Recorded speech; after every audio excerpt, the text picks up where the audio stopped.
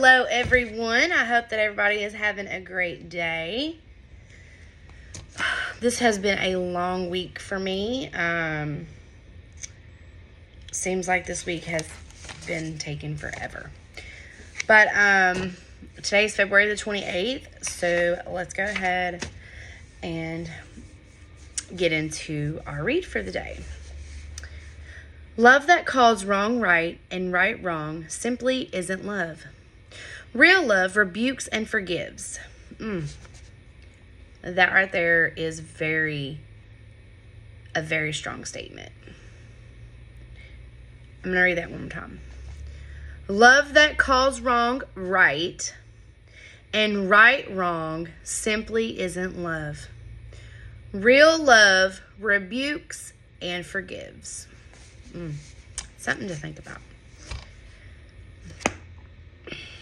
There are an awful lot of things that we call love that don't really rise to the level of what love is and what love does.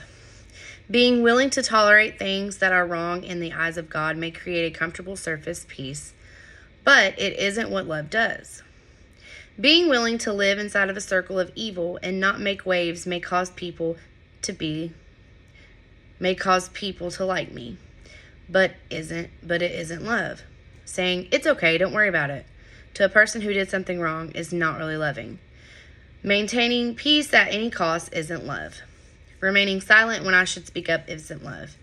Being unwilling to step into tense moments with you because there is wrong between us that needs to be exposed and discussed isn't love.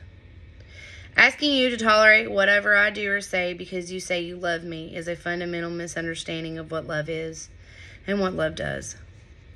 Much of what we think love is simply isn't love after all. Real biblical, self-sacrificing, God-honoring love never compromises what God says is right and true. Truth and love are inextricably bound together. Love that compromises truth simply isn't love. Truth without love ceases to be truth because it gets bent and twisted by other human agendas. If love wants and works for what is best for you, then love is committed to being part of what God says is best in your life. So I am committed to being God's tool for what He says is best in your life, even if that means we have to go through tense and difficult moments to get there. I think often we opt for silence, willingly avoiding issues and letting wrong things go on unchecked. Not because we love the other person, but because we love ourselves and just don't want to go through the hassle of dealing with something that God says is clearly wrong. We are unwilling to make the hard personal sacrifices that are the call of real love. Now, I'm not talking about being self-righteous, judgmental, critical, and condemning. No.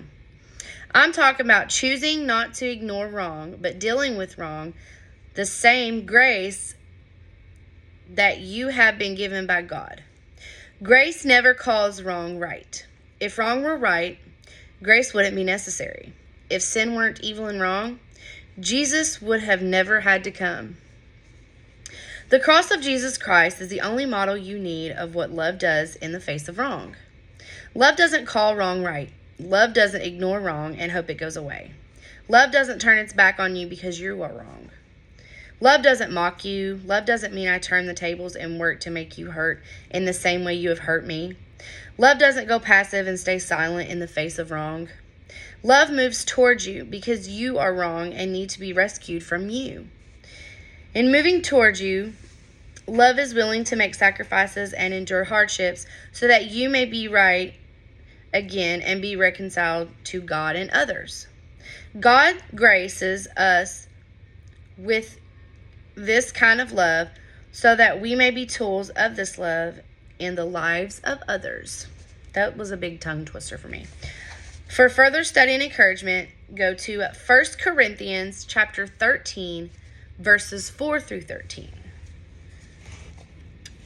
That's pretty great to me that this day talks about love, because a lot of times what I just read, like telling people it's okay, don't worry about it, to a person that did something wrong, I agree with that. It's not love.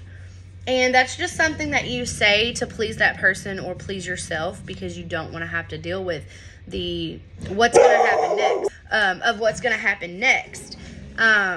So, I mean, because it could turn into an argument, or they might not agree with it, and then, you know, you might say some things you don't mean.